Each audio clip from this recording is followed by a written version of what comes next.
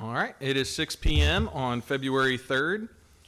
We're going to call to order the Woodford County School Board meeting, special called meeting, work session. We have myself and Ms. McCowan in person. We also have Ms. Springate, Ms. Gould, and Mr. Wilson joining remotely.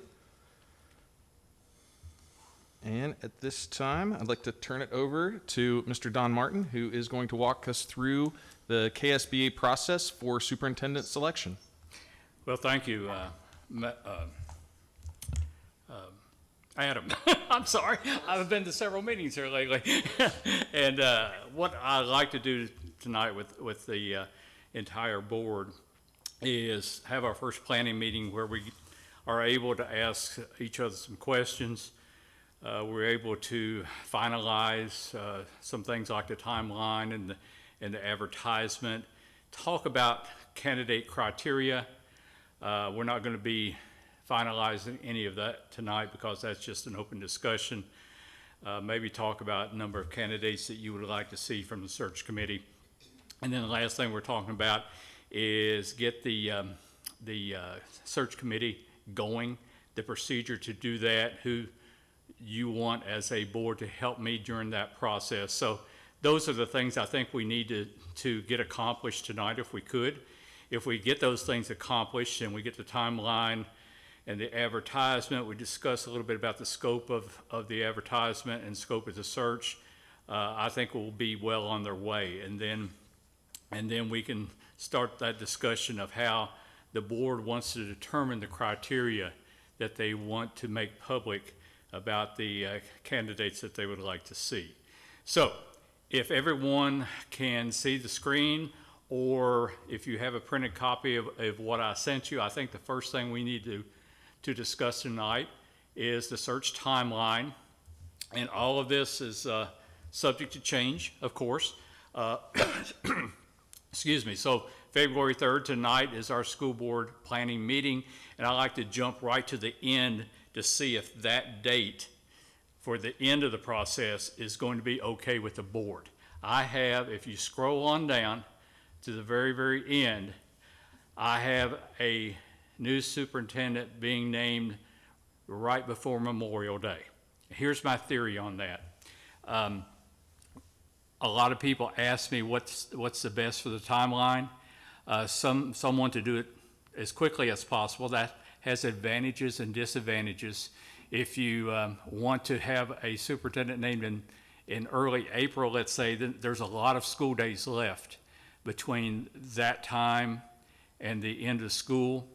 If that successful candidate is coming from another district, then that person has to be running that district at the same time he's thinking about moving on to another district. I always recommend, if you can get the search completed around Memorial Day, then that's about the time graduation is occurring.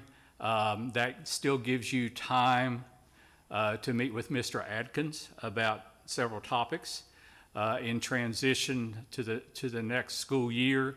And it seems like most of the searches, the 38 searches I've had, that's been the best time. It is somewhere around that time. Now you see on the timeline, I have plus or minus. Obviously, that is going to be up to the board about how long your interviews are going to be taking. Once the superintendent search committee is completed with the task, I have in there that you would start on that process somewhere around the end of April, and then you would complete it somewhere around Memorial Day or the end of May. So if that is satisfactory as a framework with everyone, then I could get into this more specifics of the steps that lead up to that. Has anybody got any comment about the end date? I think it makes sense with your explanation of giving them till the end of the year to organize everything. Okay. So if we accomplish this tonight, then I plan to have the position posted on the KDE site and also the KSBA site, and we'll be discussing if we want to have it on the national site. I've got a copy of the pricing of that, and I'll share that on the screen here if I can. Josh may have to help me on that, make sure I don't mess it up. But we will talk about that, but we'll be posting the position at the end of the week, okay? Last time, Sherry remembers this, we attempted to have a public forum. That was in the middle of the COVID, and we had restrictions on sizes of people that could be here.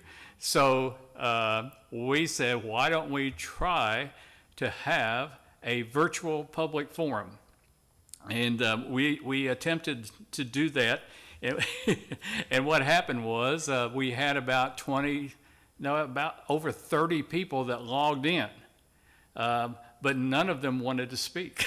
So everybody wanted to hear what people wanted to say, but no one said anything. So it turned into somewhat awkward. I opened it up, gave the whole background of the search, what we could discuss, what we could not discuss, and all of that. And I okay, I'm going to turn it over to the public, and everyone sat there. So it didn't last very long. But obviously, if the board wants to have a public forum, this time it would be much different. Obviously, we probably have it at the new high school. And if you wanted me to moderate that public forum, then I would be willing to do that also. And where we have done this in the past is that I just introduce the whole process to everyone in attendance. I give the roles of the school board during this process, the roles of the superintendent search committee, the restrictions that we're under by Kentucky law. So everyone understands in the beginning that no, the superintendent search committee is not the one hiring the superintendent. We explain those roles specifically, and then we talk about guidelines and rules for the public forum. We restrict all of the comments to criteria and qualities that people would like to see in a superintendent. I shut down any discussion of any proper names. Obviously, I want my brother-in-law to be superintendent or something of that nature. You know, we discourage that. But we do have the public express their opinion about attributes of what the next superintendent should be for Woodford County.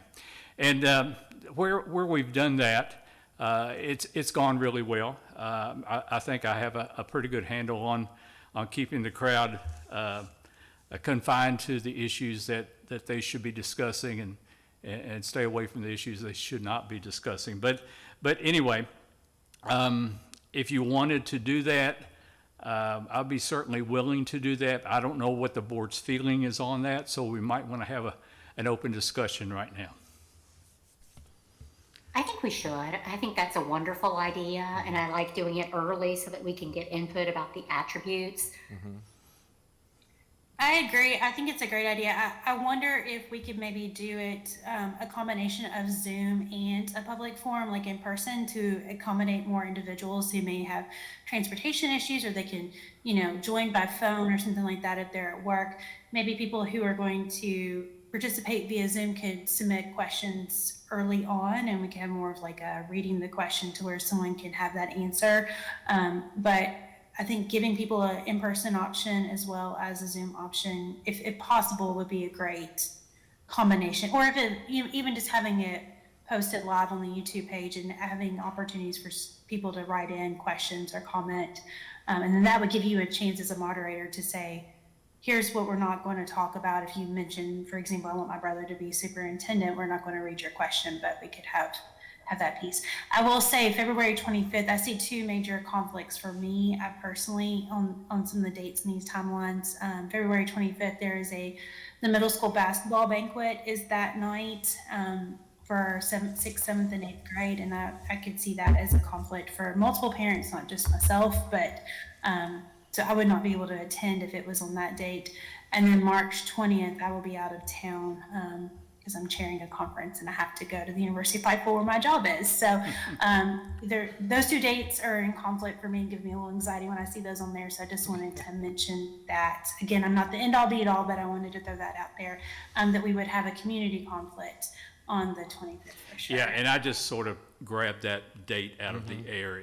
We're not locked into that date, obviously, at all. So you're the very first district. I have picked up another district in the meantime, but we're not to that stage. We have this meeting with them tomorrow night. So I'm fairly well open about moving those dates around. As far as the board's role during the public forum, if we do choose to go that way, is pretty much just to listen.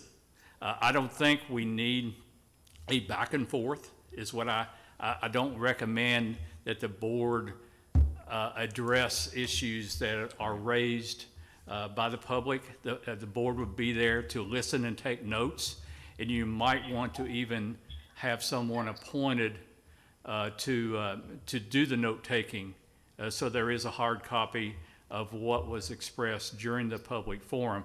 Obviously, if I'm doing my Phil Donahue thing going around with a microphone or something, I can't do that, but if you could designate somebody to attempt to take down what's said, that would be helpful. And then all of that would be very helpful to the board for later on adopting the criteria that would be presented to the superintendent search committee about what you would like to see in candidates for the superintendent of Woodford County. So if everyone is in agreement, I don't know if they are, but if we are, we can move that date to a compatible date.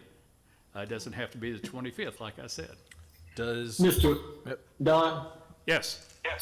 I just wanted to reinforce what Dr. Gold said about having the community the opportunity to hook up, and watch the forum and possibly participate by being able to send in their thoughts or observations. I think that's very important. Yeah. We Because will. a lot of people, Don, cannot get to these meetings. It's important that they be able to do it from wherever they may. I agree, Mr. Wilson, and I think that's a great idea. And as long as Josh can get us going, then we can Yeah. set it up where people can send in questions, and we can have a certain cutoff time of That'd if be you get great. your questions in by this time of the meeting, we'll be able to get those to you to walk through them. All those are great ideas, I think. Yeah, I think we can definitely facilitate that. While we're talking about community feedback, I wonder if in addition to, because I love the idea of a public forum and the opportunity for folks to join virtually if they can't be here in person, but are we thinking about, or have we before sent a survey out to students and to parents and to guardians and that type of thing, also to collect that type of information as well? Sherry, refresh my memory. Did we do that last time about sending out a survey? I believe we did. I have some sample surveys that I can pull up. I don't know if we can adopt those tonight because that will take a little bit of time. Sure. But in fact, the district I'm working with tomorrow night, I sent, I think, 3 copies of one from Boone County, one from Jefferson, and one from Pendleton. I think that we did that. And all of that, well, Jefferson was a little lengthy. I think there'd be a problem with survey fatigue. There were like 25 questions, but that's a lot. So is that something we could have that goes out before the public forum so that we would have that data from the survey plus the feedback during the public forum to follow up on?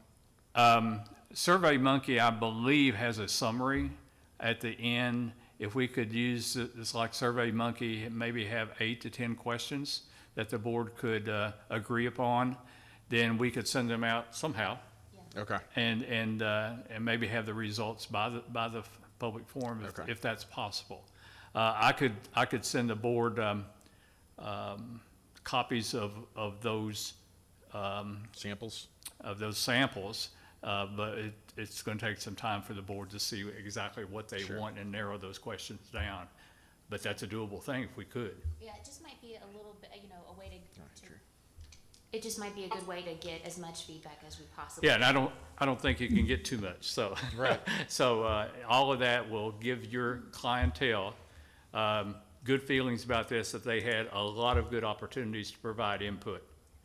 I love the idea too of students being able to give feedback. I think that that is a great comment. So thank you for sharing that. Yes, and the middle school and high school probably should be a part of that if we could also let them participate. Maybe not elementary, but middle and high probably. Yeah. I Don, think you that brought, middle school would still have some valuable feedback too, you know, that not to just count their voices as well. Yeah.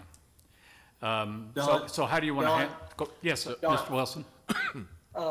you mentioned the word clients. I think we need to include others besides just parents and students and employees. I think the entire community ought to have the ability to complete a survey about what's important to them, because they're our clients also. Yeah, most of these surveys, the very first question is what's your role? Are you a parent? Are you a student? Are you an employee? And you have those categories. So when you respond to those 8 or 10 questions or whatever, I think SurveyMonkey breaks those out for you, but I'm not positive. So what we need to figure out is, we know that there's ways to facilitate surveys within district, right? We have clear communication, yeah, we do that. We'll need to figure out how to post it or share it to the public for them to complete it, whether that's through Yeah. social media or whatever it might be, so. We could use social media and also post it on the school website, and then, you know, maybe just, you know, put it out there in the newspaper or whatever, that the link is there from the state of kind of thing. But I definitely love that we're going about the process, thinking about how to include the most people and how to get the most feedback and let everyone be involved in the decision and have input. I really think that's a wonderful thing, so. Agreed. Thank you. Okay, so do you want to, Adam, how do you want to set aside time for Right. the So- contents? So once you send us the sample, would it make sense for you send the sample to the entire board, and then we email around to each? Yeah, I mean, I can do this toward the end of this meeting. I can get to each one of your laptops and let you go with it if you have time. So let's put that on the burner right now. Yes. And go ahead and set a date for that public forum. I think I heard that everyone is in favor of the forum. public forum in addition to the survey. So the date that you want this to occur, we can just throw out a date. That week, I think it's important to keep that week, just because the timeline. What about Thursday, the 27th? Thursday, the 27th, Huntertown has a performance. I think maybe the 24th, because it's Monday, schools don't typically schedule stuff on that That's our day. regular board meeting is on that Monday night, the 24th. So Do we do it after or before? That just, Probably Mr. not. Chairman, that makes the meeting so long when you do it like that. Yeah. Because I think you want to give the public forum, give people an opportunity to be heard and listen, you know. I think that should be a dedicated meeting. We could go to the next week. Or the week before, I was gonna say, just so we don't have to push it out too far. Right. What about the week of the 17th? I mean, either way. Yeah, that's week after next. Were we gonna do the survey in conjunction with the Right. forum? Yeah, we need to give ourselves time to make sure we get that. If, I'm- if Dr. Gold cannot do it that week, could we move it to the next week? I'm open on the 3rd, 4th, or 5th of March. I think the 3rd would be fine for me. And I don't think I haven't heard of anything that's happening in the community on the 3rd. Have you guys heard of anything that would prevent About- that? I know, What about, Mr. Wilson, I know Tuesdays typically work better for you, yeah, correct? Tuesdays are the best for me. They really are. So would March 4th work? That would work fine. Ms. Gould? Is that okay with everyone? Works for me. I think so. Okay. Ms. Springate, Tuesday, March 4th for the public forum? I believe so. What time? We can go 6 whenever o'clock. you want to. 6 o'clock, Six. just to stay consistent with what we do. At So the new high 6? school? Yeah, that'd be fine with me. We need to Do make we need sure to there's something reach going out and make sure there's a space available that date, like there's no performances or anything like that? Yeah, I think so. Would it be, Mr. Chairman, would it be easier for the staff to have it at the, where we currently meet because of the, you know, everything's set up that way?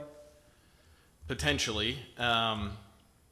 We might have to work on the logistics. If we can get the date and time set, we might be able to work on logistics and confirm with staff whether we can do it at the new high school in the auditorium, or if it makes sense to have it here at the central office. That's not something Okay. we need to set right now. Yeah, either place works for me. Yeah. Okay, if everyone's in agreement, I have switched on your calendar here on the screen, the public forum to March 4th. And we'll determine the time and the location as soon as we can, right? 6 p.m. 6 on, p.m. on the 4th. Okay. Good. But yeah, we'll need to determine if here at central office or at the new high school. And obviously, we've got to publicize that, and Correct. I'll leave that to the district people about how we do that. Okay, moving on down the line, I have the next day, and that may be a little bit fluid too, of the search committee membership finalized, and let's just talk a little bit about the search committee. And I know some of you may have questions. I know Mr. Wilson, Ms. Springate have been through this before. It may be new information for the rest of the board. There are 6 people required to be on the superintendent search committee, and there may be 7, and let me explain that. The law is very specific about the categories and how those things are going to be arrived at. So it said 2 teachers elected by the teachers. Now that seems pretty straightforward, except, you know, who's a teacher, who's not a teacher. Is a librarian a teacher? Is a counselor a teacher? Are people at the central office that have taught, have teaching certificates in the past, and then they've taught, are they teachers? So here's what an attorney general opinion about 20 years ago, Ben Chandler, issued a ruling saying that if the teacher association wants to run the teacher election, they have the right to do so. Okay? Now, the further I get away from urban areas in Kentucky, the less chance of that happening, because it seems like the teacher associations are not quite as powerful as near the urban areas. So what I like to do is have a meeting with the association president. I assume you have one, and give that person the information of what the Attorney General's opinion says. When I go to places like Boone County and Kenton County, they say, we understand. We've got it in our board contract what happens. It makes it very easy on me, because they have it in their board contract with the teaching. Obviously, you don't have a board contract with the teachers here. So I just see how that goes. And if they say, well, I don't know if we have the ability to do that. So what I usually do is what we've done in other districts, and say, okay, we realize person X is a teacher, a 4th grade teacher in front of kids, of course that's a teacher. Then we start arriving at these other people. And what they usually come up with in about every district is, if they're a school-based teacher, then they should be able to be nominated to be on the committee and to vote on the committee. If they're central office-based, then probably not. And that's almost what we come up with in every district I go into. But what I like to do is make sure everybody understands what the agreement is before we start taking nominations and having elections. We don't want to look like the Keystone Cops, you know, about who's eligible and who isn't. So what we will do, if I talk with the association president, we come to agreement on every category person. And then I can send out a letter, or that person can send out a letter to the teachers saying who is eligible to be nominated, who is eligible to be elected, and it gives the dates of when the nominations must occur, whoever's going to be helping me with that would send out reminders saying this is who we think we have nominated. Make sure if you were being nominated, we missed your name. We need your name by a certain date, and then we have an election. So, you know, it takes a little time, but I'm very specific and very detailed with the teachers to make sure we're in agreement about who's eligible to be on there. Obviously, substitute teachers know in most cases. So, you know, so that's what I usually do with the teachers. The principals, I just try to meet with them, answer their questions, give them the dates of all these dates, saying, you know, if you're going to be on vacation, don't let yourself be nominated. Same way with the teachers. Excuse me. You know, I had one time a teacher that was very adamant she wanted to be on the committee, and then she looked at the date and said, oh, well, I'm going to be on vacation for 3 of these meetings. I said, well, you can't be on the committee. I'm sorry, you know. Same way with principal. Now, the law doesn't say anything about assistant principals. So what I do when I meet with the principals is saying the law puts the ball in your court. If you want assistant principals to be involved in this, it's up to you. It's not up to me. So in most cases, principals will say, no, we can handle it. We'll nominate one of our own. We'll send you that name. And now sometimes they do let assistant principals be nominated and vote in that process, but most of the time they don't. But when the law says chosen by the principals, then it's up to them to make that decision.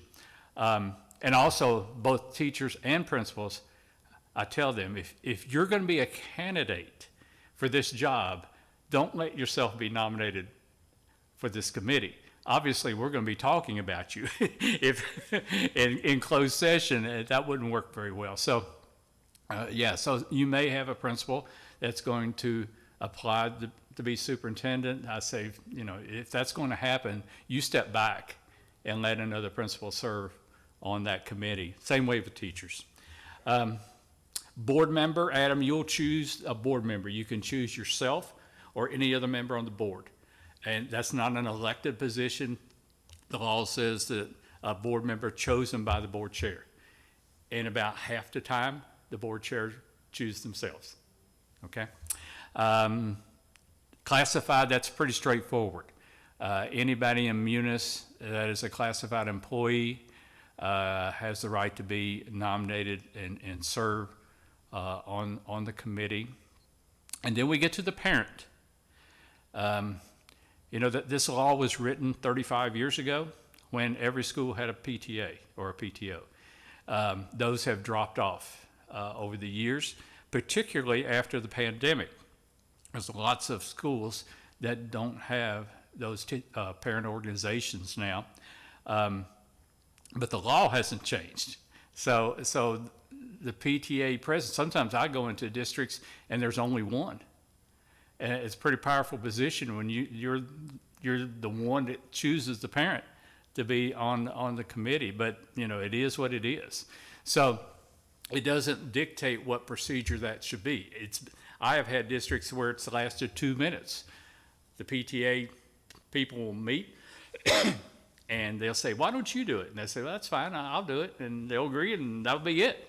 Now, I've had other districts that have drawn this out about a month, having district-wide elections and things like that. So there's no right or wrong way. And what we did last time worked, I thought, pretty well. Of course, we had to do it all virtually because we were in the middle of a pandemic. So you had a good number of PTAs. I forget the number, but we met with them virtually and said, okay, how do you want to choose? And they came pretty much in unanimous decision.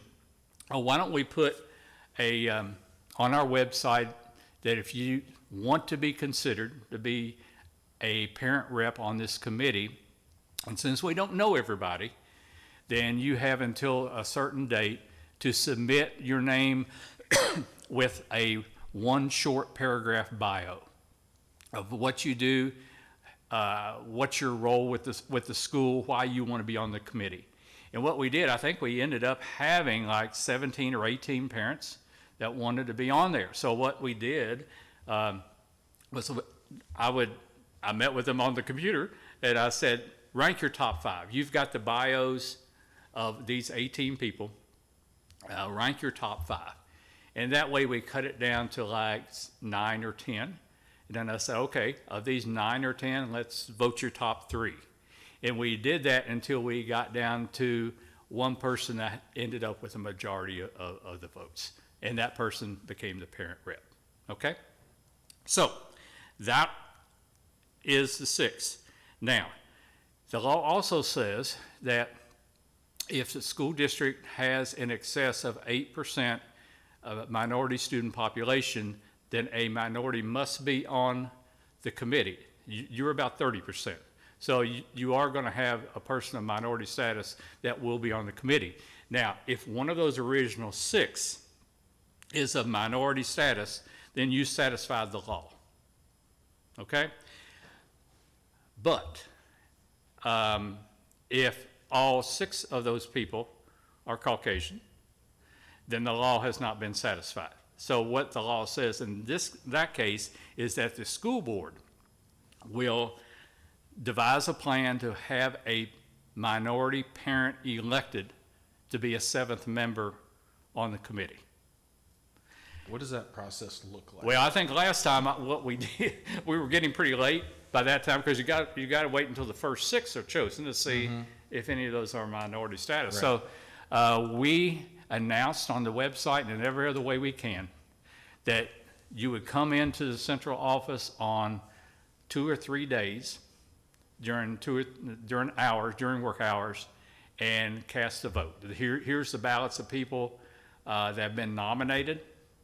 First, we would ask for the nomination. I'm sorry, I skipped over that. Of a minority parent.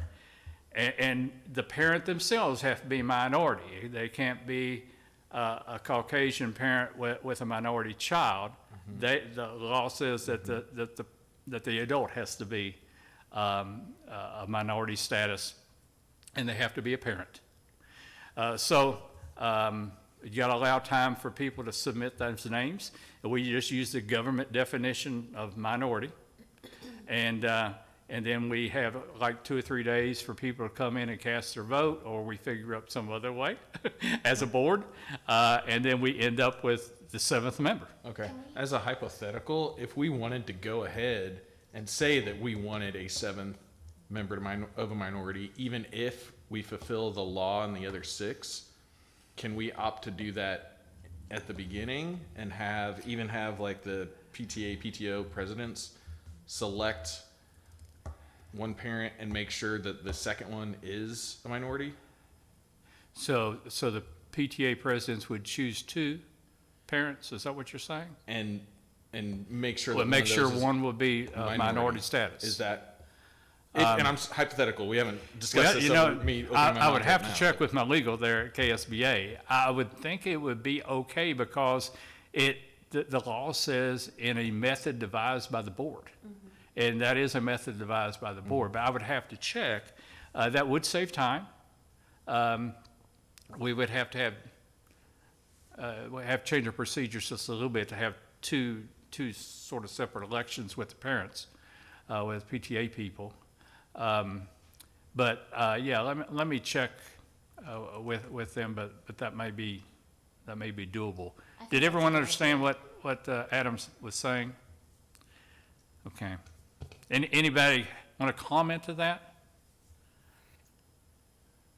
I think it would be okay for PTA, PTO to manage that as long as there was, like you said, we had a requirement of the process. And the reason why I say that is it kind of depends on who emerges as a leader in this, like how they determine the process. And that can look different depending on people's opinions about it. So I think if we had a process in place for selecting that individual, like you said, the paragraph bio or whatever that may look like, I think that may work, but I don't want it to turn into a popularity contest that sometimes happens in those situations too. So I think as long as we have representation, I think all of our schools have a PTA, PTO kind of situation. I think as long as they do their due diligence in advertising this, we do our due diligence in advertising this, and we make sure that every school is represented in this process like you described, I think it would be just fine. Just think, we have to have checks and balances if we're relinquishing control of the board. Don, I have a follow-up question, please. Sure. You've said on a couple of occasions that the minority student has to or needs to be a parent of a child in the Woodford County school system. So does that mean that if you're a minority representative who would like to serve but do not have a parent, do not have a child in the school system, you are not eligible? Yeah, good question, Mr. Wilson. And we did have a gentleman that called our office this week with that very question. And unfortunately, the answer is if that parent is not a parent of a child in your school district, then he or she is not eligible to serve unless they're one of those other categories.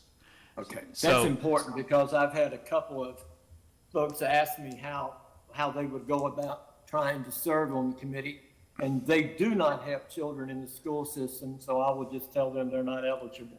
Yeah, and in a case like that, Mr. Wilson, I tell them, we got to go strictly by the law. And your role in this process is make sure that your voice is heard on the criteria part of this process, where they can provide valuable input about the criteria of candidates that would like to be considered. But as far as being on the committee itself, they either have to be a teacher, a board member, a principal, a parent of a child in the Woodford County Schools, or they got to be a classified worker. It's got to be one of those. Thank you. Yeah. Dawn, I had a quick, I just want to interject quickly, if I may. Pardon me, I didn't hear you, sir. Oh, sorry. Go ahead, Sherry. Oh, she dropped Oh, I off. lost her. There. Okay, you're back. I lost you. Sorry. I think I was having technical difficulties. Can you hear me now? Yes. Okay, perfect. I just wanted to interject. I think that we need to be as inclusive as possible. And we did have a situation where we have parents who are minorities who are also staff members.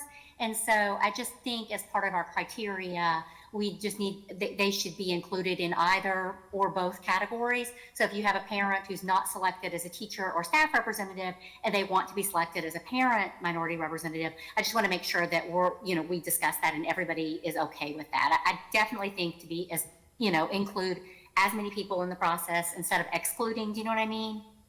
I'm a little bit hearing impaired, so somebody's going to have to interpret what Sherry said. So she was mentioning that if we have staff that falls into the minority category and they are a parent of a Yes. student in the district, that they would still have the ability to be on the selection committee as a parent, even if they were not on the committee as a staff Yeah, member.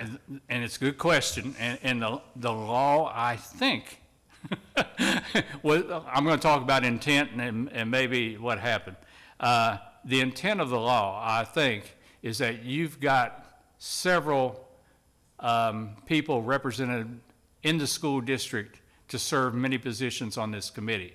I think the intent was to have a parent that probably was not an employee, but the law does not state that. So I have had that situation several times, and I have advised those districts, yes, the law does not prohibit that.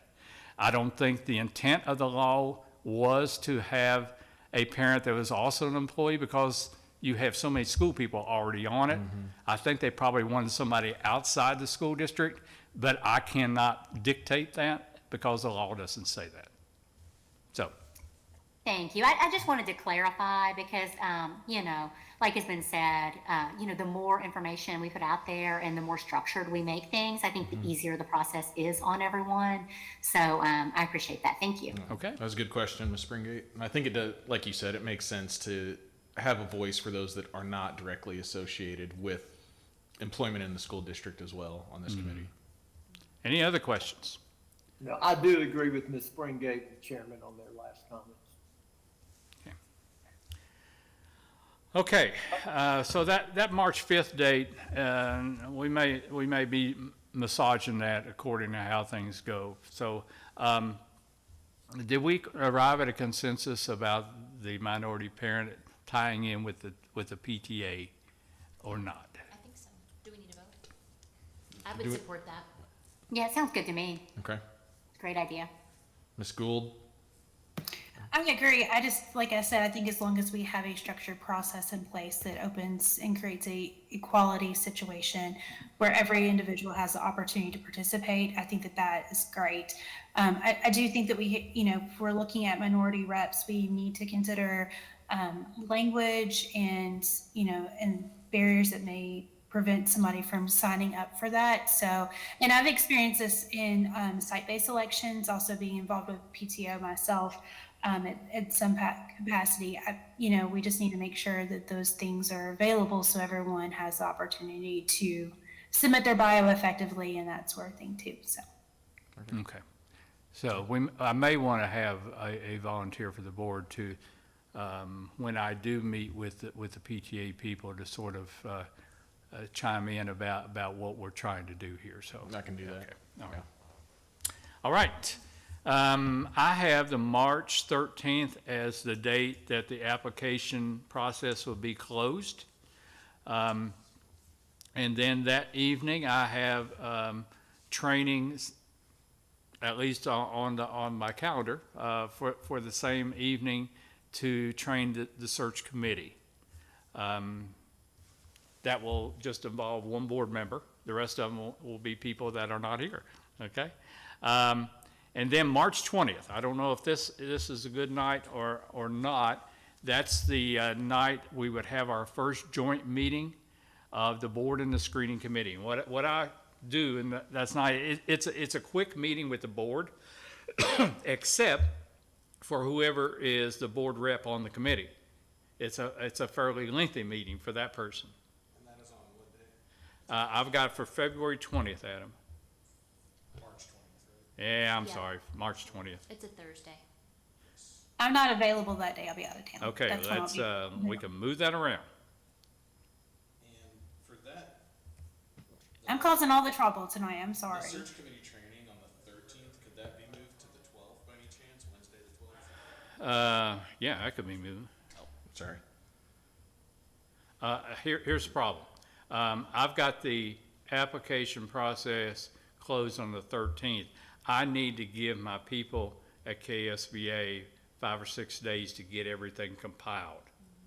So it's gonna have to be almost a week or at least 5 days after the application process closes for them to compile all the information and get it in a form. For the, because I see you have the application process closed and the search committee training on the same day. Yeah, Could that day be moved to the 12th instead of the 13th? It could be. Of closing the application? Yeah. And the search committee training? yeah. Okay. What about the 18th, which is the next Tuesday? Okay, This is just for the search committee, right? yeah, this is just the committee. This is not the full board. Does anyone have a problem with, the deadline for the application be moved back a day? It really doesn't affect the board at all. That date doesn't. Right. The search committee training will affect one person on there. We could move that back to the 12th if you wanted to. If we could, yeah. Is that okay with everybody? Whoever is chosen to represent the board plus the entire committee will meet on the 12th instead of the 13th. Is that? Fine by me. I think it's okay to move it back. I did have a question. What happens if you don't get like a variety or a diverse selection of candidates? Say it closes on the 12th and, you only have, 2 applicants and, what We would have a happen then? problem, Sherry. Yeah, Now, that's right. what we do, here's the issue with any date that you have, is that most people wait to the last minute. They will start the process, pause it, and then submit it in the last 3 or 4 days. So I have never had to go back and re-advertise and extend the date. In my opinion, you have problems with that because you're telling all the people that have applied that they're probably not going to be named. You know, if I was applying and the deadline occurred and the board somehow says, we're going to extend the deadline for 2 more weeks, I think if I'm an applicant, you're telling me I'm not going to be considered. Yeah, So- that makes sense. That makes So sense. they're not going to be keeping their name in the process, probably. I think sometimes we just have to trust the system and trust me getting the word out to everybody and see where it goes. I've never had a case where we've had to extend that date. Now, it has happened with downstate, but not in this area. I think we'll be okay. You know, if I was a betting man, I would say you'd have at least 12 applicants for the position. We don't have near as many as we did back in the old days. Of course, it's hard to find employees of any kind compared to years and years ago. I mean, when I was superintendent, there were 30-some that applied for that job at that time. But right now, we did have some recently with 20 to 22, but those are getting rare. Usually they're in the teens. So yeah, I would think we'll come to that issue if we have to, Sherry. But let's Assume the best. but I'll try to get it out to everybody. And the number of your applicants depends on so many issues. You know, salary is just one of them. Board relations with superintendent is another one. It just reputation and everything. You're in the middle between Lexington and Louisville, so I would think you would get a fair number of applications just being the proximity of your location, but you never know. But yeah, if I will monitor this at the office and see how it's going, and maybe I could report back to the board some information about that, how it's going. So, okay. So we moved the training back a day to the 12th. Now let's decide on that joint meeting. I've got March 20th, but somebody said that was a bad night, right? Okay. Does someone have an alternate night? What about the 19th? I've got another one on the 19th. 18th. What about the 25th or the 18th? 18th works for me. 18th. I've heard 18th and 25th. I like 18th. I could do either of those dates. The 25th would probably work better for me, but I understand the process and I don't want to hold things up anymore. So I could make it the 18th work if need be. Yeah. Let me go. We'll arrive at the date here in a second. Let me go with the process. This will be the first meeting that the board and the screening committee will be meeting in the same session. Of course, I would introduce everybody. You may know everybody on the committee, you may not. So I would do introductions. I would go through the roles of both groups. What are the similarities? What are the differences in the Board of Education and the search committee? And then I would go over the demographic makeup of the applicants. How many? I'm echoing here. How many candidates we have? How many men? How many women? How many in-state? How many out-of-state? All of those demographic information. I would release that to the public, whoever is at the board meeting. And then the board will talk to the committee about that criteria that we've been referencing. We've had the public forum by that time. You've had hopefully survey data and anything else. And hopefully by that time, you may have to have a separate meeting, but you need to come up with a written criteria. I gave you an example of what the board came up with 4 years ago, and that's pretty standard stuff. So you need someone to communicate that to the board, to the committee, and that gives me your focus also, so I can keep them focused on that criteria. So that After that, the board part of it is maybe 20 minutes, 15, 20 minutes, except for the board person on the committee. And then I will keep that person and the rest of the committee for their first meeting. That first meeting, I will give them the password, the link to all the candidates, make sure they know how to access all that information, all the folders.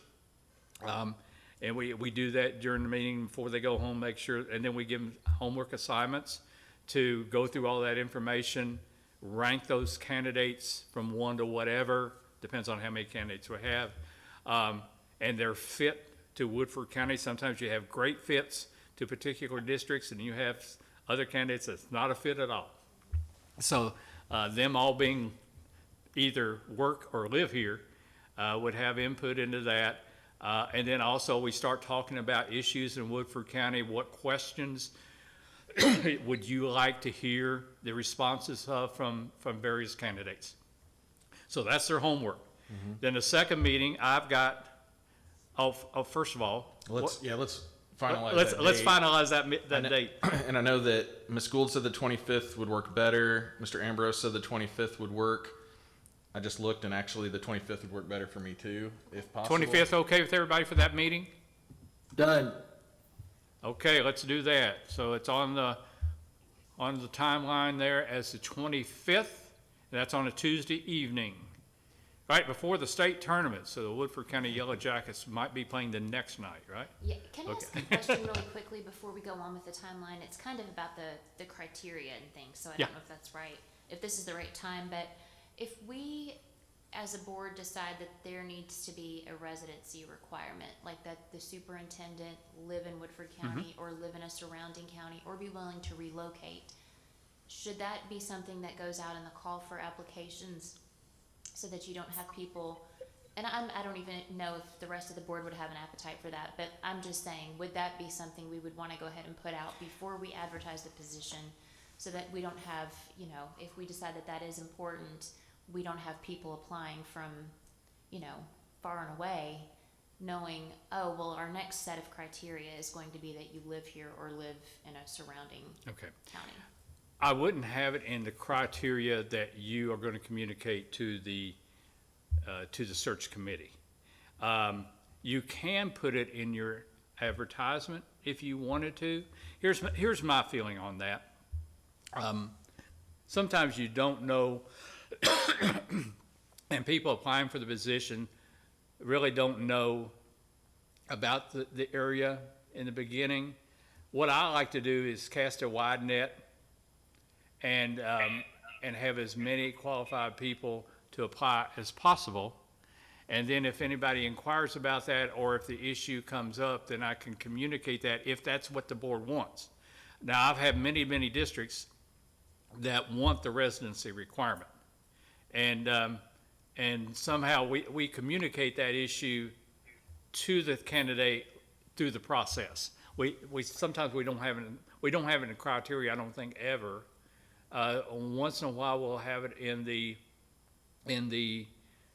advertisement, but most people for the advertisement, they couch it in, they have to be community at community events, have to be very visible in the community, things like that, without really coming out and say you have to live here. So I need to have some direction for the board, because people will probably be asking me, candidates, and sometimes boards are very, very restrictive on that. If you live 1 mile over the county line, you cannot be considered unless you relocate. And I understand both sides of the issue. I just know that finding good applicants nowadays is tough. It's not as easy as it was back 15 years ago. And if you have someone that lives across the line in Fayette County, 5 miles, should we disqualify that really good candidate just because they live there? I understand the whole thing about paying Woodford County taxes and everything like that. But probably open that up to the board. Yeah, I would like to consider it as a group. I mean, my personal feeling would be that I would like to have a superintendent that lives in Woodford County, or would be willing to relocate, or maybe even within one of the surrounding counties. But I would rather not get into a situation where it's a great distance away. Yeah, I understand. If they're a great distance away, that would be an issue. That would be a big issue. And I understand that. And that's hard to justify to your public that if they live 50 miles away, that would be an issue. And I wouldn't want to be in favor of that myself. Right. And with the residency requirement, does that mean they have to purchase a home in Woodford County? Or does Most that of them mean- do. Now, what usually happens is that, finding a home for a superintendent in a lot of places in Kentucky is pretty difficult. Right. And what they end up doing is renting an apartment or something of that nature and go home on weekends.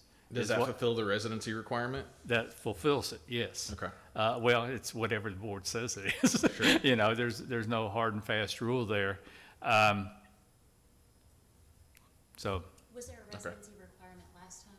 I can't remember. Sherry, did we have one? We did, however, I do think it's really important that we flesh that out, because I think that, folks have concerns. They want the superintendent to be in the county, 7 days a week. They want somebody who's able to get up and check the road, somebody who's able to, go to games, somebody who's here and present, pretty much 24/7. So I definitely think that's something we need to discuss, those expectations, and make sure that we really nail that down this time. Okay. I'll leave that hanging right now and let you all have that discussion amongst yourselves. If that'd be all right. When do you need to know the answer by? Well, if you're going to put in an advertisement in the next 5 minutes, but Well, and that's why I was wondering, do you want us to have that conversation now, or would it be better for us to have it after this Okay. meeting and let you It's know, gotta be what? during okay, the let's go ahead and get the timeline done, and then we can get back to specifics about the advertisement and that conversation, if that's okay. Yeah, okay. Second screening meeting, that's where we finalize our questions and finalize who we want to speak with as a committee. When I say we, that's not me, that's them, okay? So they will decide, let's say if you have 15 applicants, they may choose to interview 8 of them, let's say. And we do that virtually to keep the playing field level.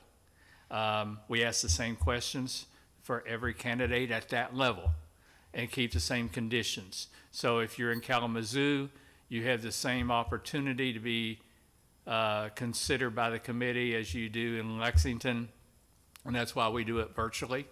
And the whole committee is sitting there taking notes of the responses to the questions that they've came up with. And then most of the time we have 2 nights of that.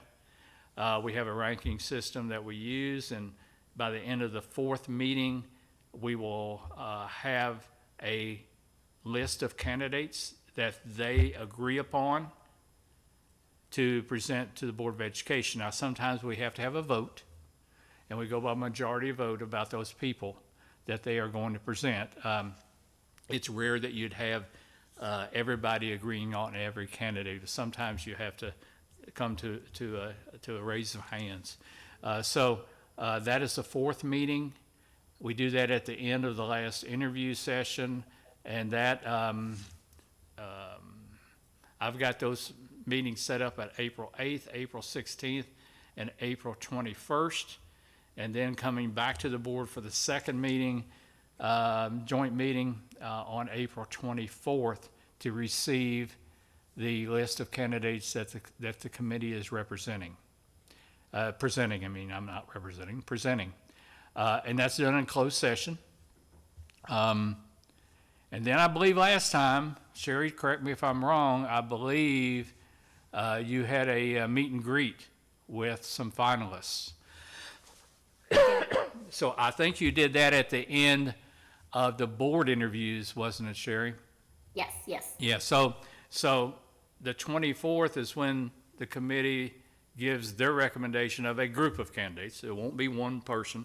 It will be a group that they would like the board to consider. The law says you don't have to hire the next superintendent from that list. Now, it's only happened a couple of times of my 38 searches, and they were unusual in those two cases. But it has happened. And I encourage the board, if that does happen, that you let me know so I can probably call a meeting back with the committee so that we can have a discussion in closed session about why you're doing that. Because they're going to be putting on a lot of work during this process, and they need to know that's going to happen. So anyway, and then the board chooses who they want to speak with, they interviews. That interview, of course, will be face-to-face, much different interview than the screening interviews. The board will come up with possibly different questions for different candidates. Like I said, face-to-face. And then you will come up with, if you do it the last time, like Ms. Springate said, you will come up with like a list of finalists. I believe you had 3 last time. And Was it 5 last time? Or was it 3? I remember 3 after the board interviews. Is that right, Sherry? Yeah, it was either 2 or 3 that actually went out and did tours and kind of met I folks. think 3 and- did yeah. tours. And you had some kind of a thing that went out to the people on the internet about their responses to different issues in Woodford County. Yeah, The video interview? Yeah. Yeah. and that's, Five- the Yeah, board 5 would, would just be too go ahead. much. I think 5 would just be too much. Okay. Okay. So, are you planning on doing that again? You may be running out of time. If you do that, that's perfectly fine, but I didn't put that in the timeline because I didn't know if that was gonna be another step. I think with this time that we're doing the public forum and the surveys, I think that would kind of fulfill the public input as instead of doing the video thing that goes It's out. sometimes it's historical. You know, Fayette County does it. Jefferson County does it. I think Woodford County has done it enough in the past where some people may say, hey, where's our candidates that answer questions for us or something of that nature. Most districts don't, I'll be honest with you. Probably a handful of the 38 after the board decides who their finalists are, takes them on a tour around the district and whatever you do. So there's no right or wrong answer for that. It's just what you want to do with the board and what your people expect. But you think that might create, if we try to do something like that with the videos going out, it would be a time constraint with this? Oh, I think you could get it in there if you could jump on the interviews, the board interviews pretty quickly after you get the information from the committee. If you could jump on that and get that knocked out. Of course, you got to do reference checks and things of that nature. You want to make sure you allow time for that. So I can't remember, I'm sorry, excuse me, the process, what, they made their own video or what was the videos about? now I think, and correct me if I'm wrong, Sherry, I think you had some questions that were submitted where the candidates, the 3 finalists, submitted their responses to that, but it was, since we were in the middle of a pandemic, I think we did that virtually.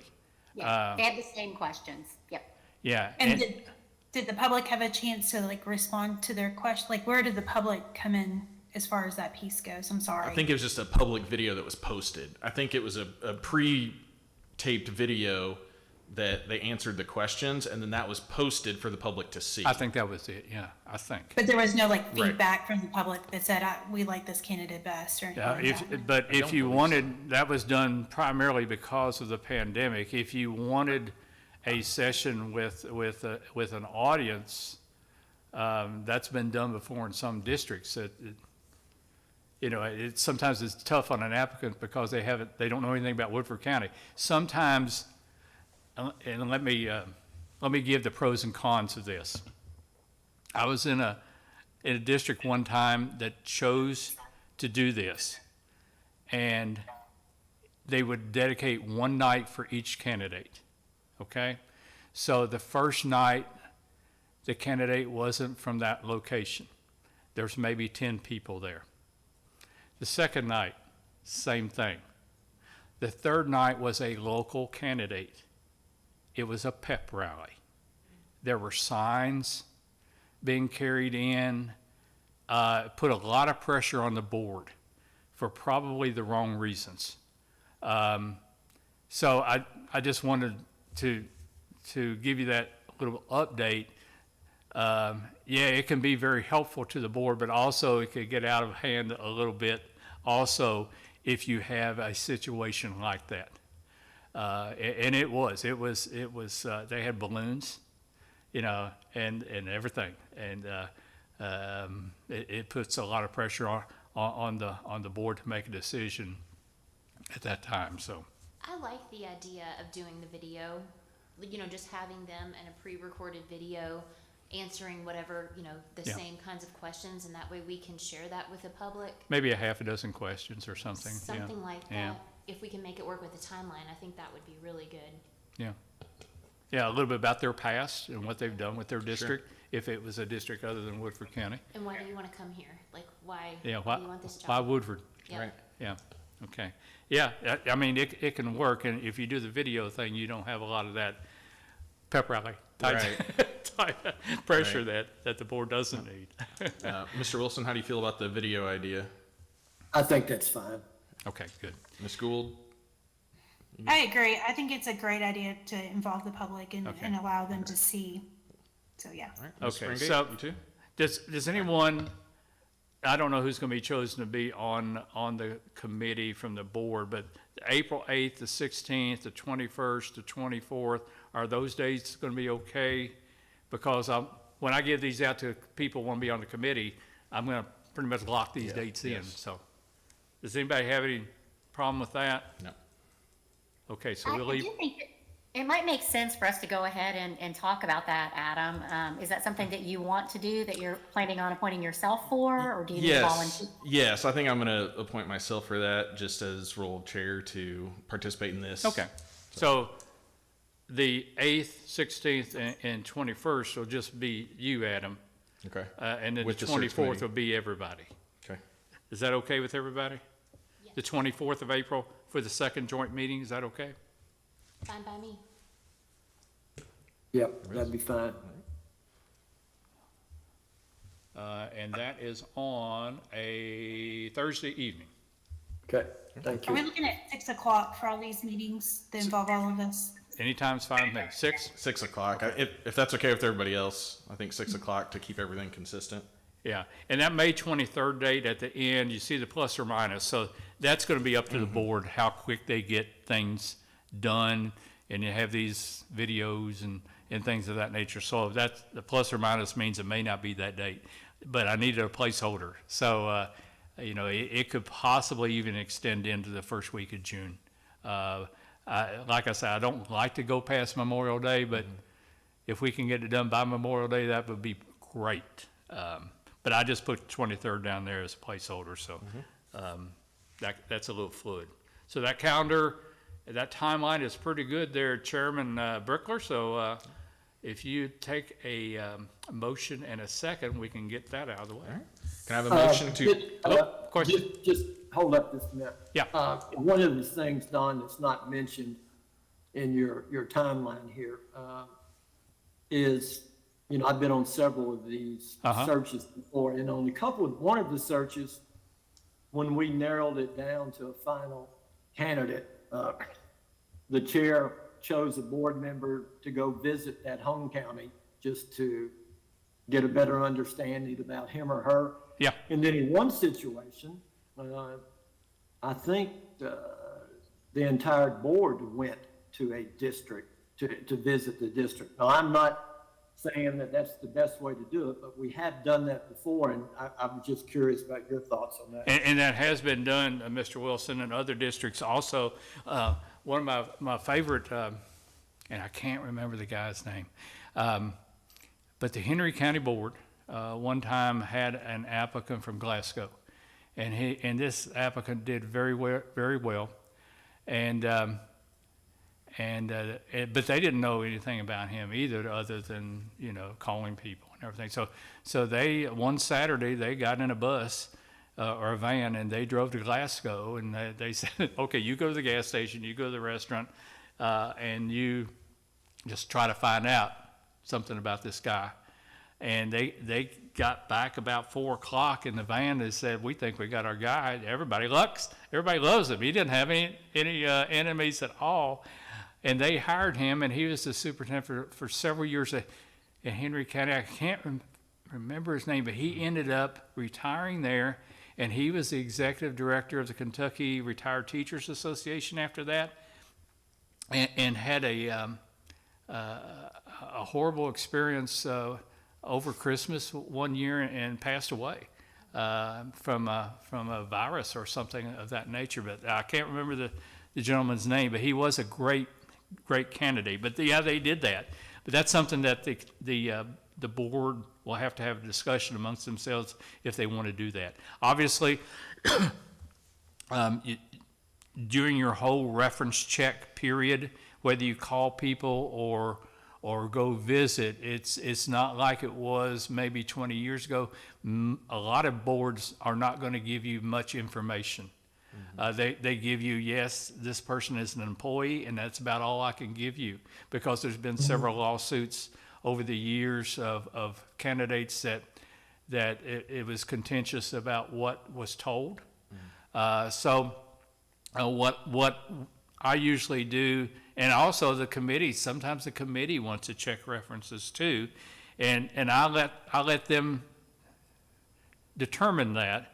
But I said, if you're going to do it, you're going to do it my way. And I have a script for them, and it's very basic, 5 questions, just to see if there's any skeletons in a closet. We don't, like if you call a pastor, he's probably not going to know about curriculum instruction and assessment that this gentleman had, but he would know about.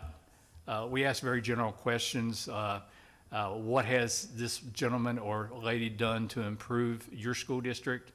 Just questions like that, sort of open-ended questions, and not get real specific, because we do have other questions in the application process about have you ever been arrested and things of that nature. But yeah, all of that can be done if you have the time, Mr. Wilson. Yeah. Okay, thank you. Yes. All right, can I have a motion to Adopt a timeline. adopt a timeline? I make a motion So- to adopt the timeline just discussed. Second, Mr. Chairman. All right, I have a motion by Ms. McCown and a second by Mr. Wilson. Any additional discussion? All those in favor? Aye. Aye. Any Okay. opposed? All right, so- The advertisement, I just put up what we adopted last time. I thought maybe we could just use this as a starting point for discussion. Sometimes it's better to do that to see what was put out the first time and change things that need to be changed. Be honest with you, a lot of these advertisements are pretty similar from one district to another. But obviously the student enrollment would probably be different, which I could get from the people here in the district office. But let me just read it and you follow along. The Woodford County Board of Education is seeking an outstanding educator with leadership skills capable to extend the momentum of excellence in Woodford County schools. The Woodford County School District has long been considered one of Kentucky's best in providing opportunities for success for all students. It is a district that sets high expectations and provides a supportive atmosphere that produces outstanding achievement for both students and staff. The successful candidate should have a reputation as an open, approachable, ethical, and enthusiastic leader who is actively involved and visible throughout the district. Candidates should possess a passion for enhancing student achievement, strategic financial management, successful experience with capital construction projects, and you may, I don't know if that would still be appropriate or not, as well as a commitment to high expectations and performance. The successful candidate should have the ability to relate to all constituents. Woodford County is located in the heart of the desirable bluegrass region of central Kentucky, only 15 miles from Lexington, 50 from Louisville, 90 from Cincinnati. Versailles, the county seat has a reputation as a quaint community with a comprehensive vision of thoughtful planning and participation. Midway has a rich history of thoroughbred horses, being the epicenter of the thoroughbred industry, with nationally known, whatever that is. Three Chimneys and Lane's End Farm calling Midway their home. Midway is also a dining destination and is home to some of the best restaurants in Central Kentucky. Superintendent's certification is required. Competitive salary will be offered with a June 1st, it will be July 1st, it will be 2025 this time. To apply, you go to the KSBA website, and then the application deadline obviously will be whatever we adopted there on that timeline, and then you're using us to do the search. So how, does any of that want to keep or pitch or what? I think it all looks good. I don't know, and everybody chime in. The capital construction projects, I don't know if we need that in there anymore. I understand. Obviously, it You- made you- sense for You're the done last with that, time. right? Right. At least for right now. Yeah. It'd be okay if I omit that capital construction projects? Yes. Everybody okay with that? Yep. All right, I'm gonna back that out of there.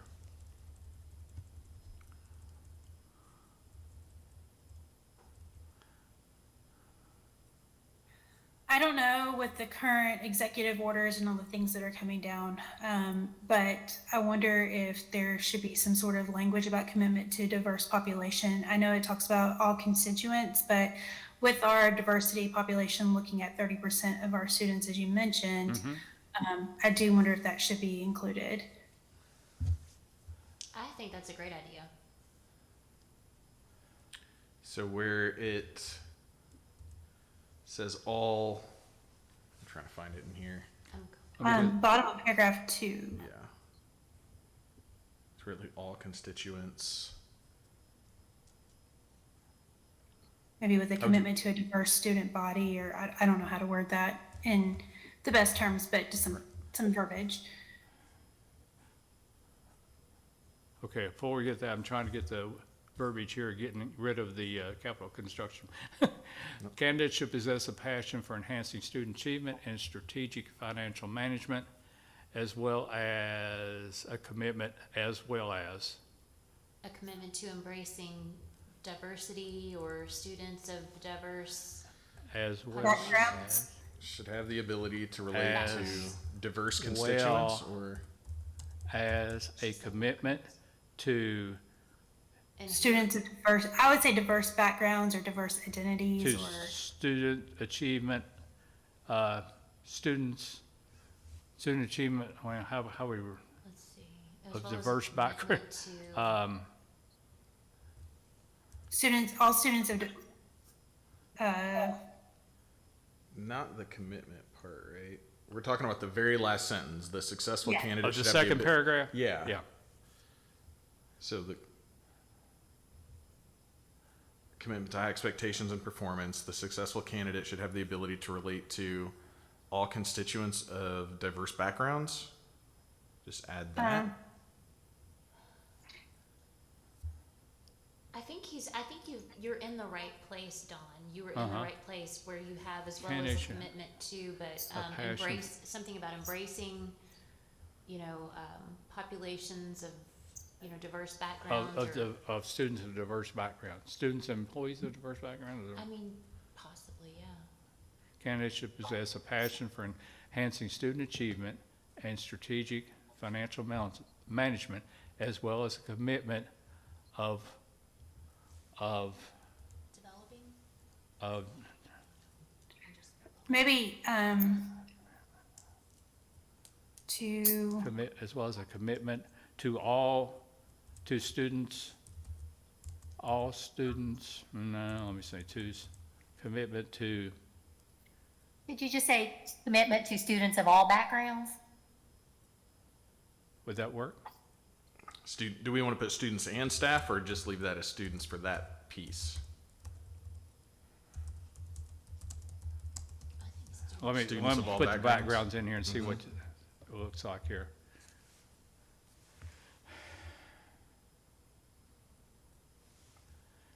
And then if we keep that, and then I'll say, and should have the ability to relate to all constituents. Okay, that makes sense.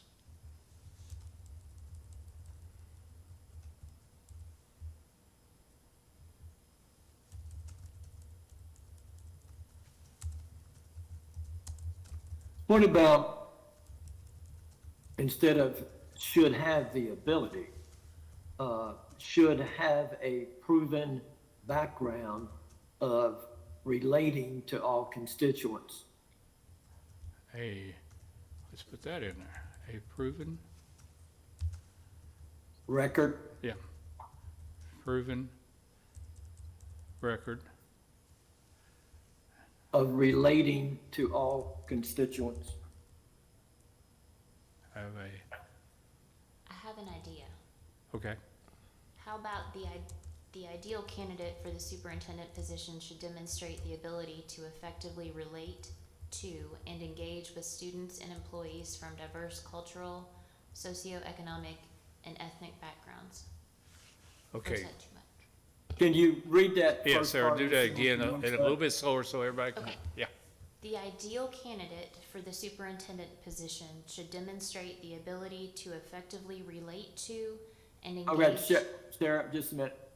When you get back to that, is there any, it's hard to do it like this, and you can't see it, but, he or she should have the ability to demonstrate where they have done this, rather than just having the ability. We want to see in your previous endeavors, how and where you have accomplished this, and I don't know how to say that. Should have a proven track record, so the ideal candidate for the superintendent position should have a proven track record of effectively relating to and engaging with students and employees Perfect. Yeah, that's very good. from Okay, diverse candidates cultural, should have a proven track proven record track record. of And effectively. let me go back to the end and delete it. Proven track record, okay, go Sarah. Of effectively relating to and engaging. To, relating to, A proven track record of effectively relating to and engaging with students and employees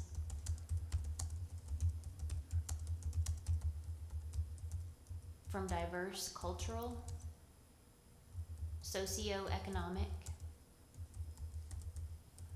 and ethnic backgrounds.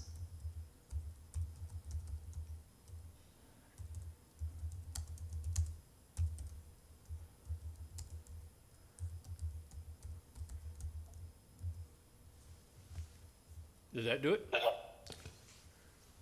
think that It does it for me.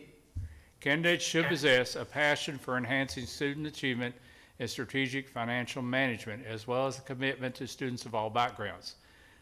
We may not need that last part, but candidates should have a proven track record of effectively relating to and engaging with students and employees from diverse cultural, socioeconomic, and ethnic backgrounds. I like that, and I Um, think we can take that other part about Yeah. to students of all backgrounds out, because it's covered. Yep. Okay. So it can end with financial management. Yep. Okay, can everybody see that on the screen? I really do like this. I just wonder if we need to make sure that we're okay, given the current executive orders, that we just make sure that that verbiage is approved.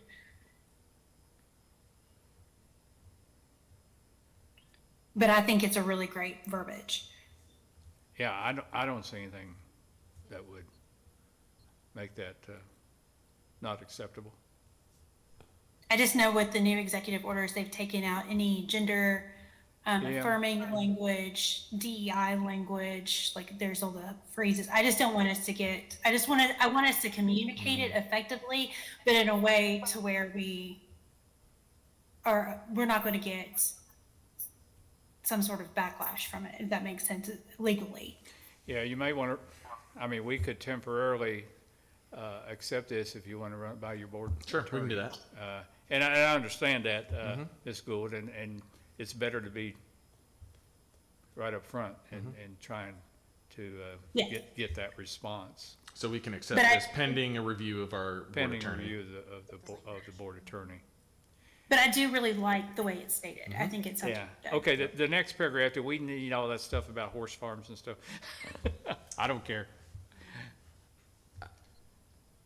I don't think we need it, but I mean, I mean, do we want it? I think you could say the epicenter of the thoroughbred, of the, horse industry. I would not limit it to thoroughbred, because we're about to get a big. Probably stink get number. rid of the specific farms. Right. Is that okay? Right. Yeah. Maybe starting Just say with Woodford Midway County. and on, Yeah. you can What eliminate. was that? Like if you start with Midway, no offense, Mr. Wilson, I love Midway, I used to live there. But if we're trimming it, I'm just saying, you could say it's located in the heart of the desirable bluegrass region, 15 miles from Lexington, 50 from Louisville, 90 from Cincinnati, because I think that's important. Versailles is the county seat, leave that sentence, but then maybe eliminate the rest, I don't know. I don't have a problem with that, Ms. McCown. Okay, you want to omit starting with Midway down to the end of that paragraph? So the first reference to Midway, right? Yes. Okay.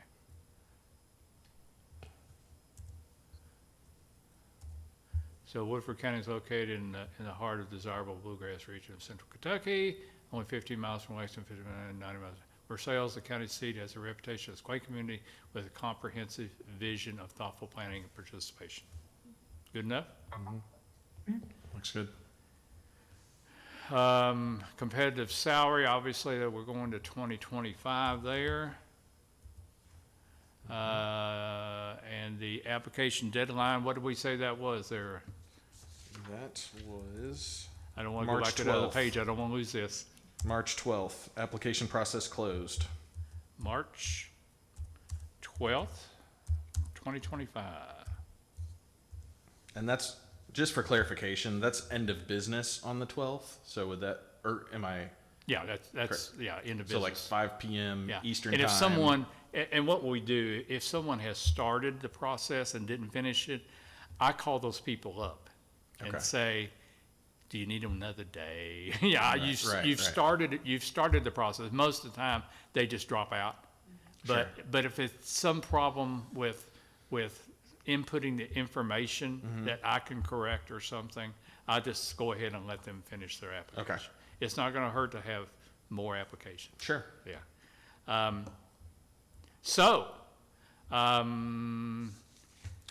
I think Don, I think we need to get back to Ms. McCowan's question about residency, because if we are going to include that you must be a Woodford County resident upon accepting the job, they need to know that before they go through the process. Now, we can put this in advertisement if you want to, but if you want a residency requirement, we have to define what that is.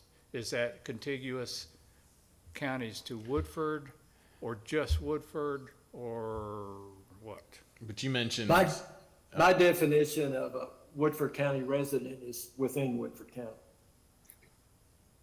I think that we should open it up to counties that are within proximity of Woodford County, that, you know, are bordering counties. For one of the main reasons is I think our housing crisis that we're experiencing in Woodford County may make it very challenging for someone to relocate. When you have I just think that it would be challenging because we have a limited amount of rental properties. We have a limited amount of property surplus that's being sold and it tending to be higher price value. So I think that could be a limitation for someone who may be willing to move to the area, but can't necessarily reside in the county yet.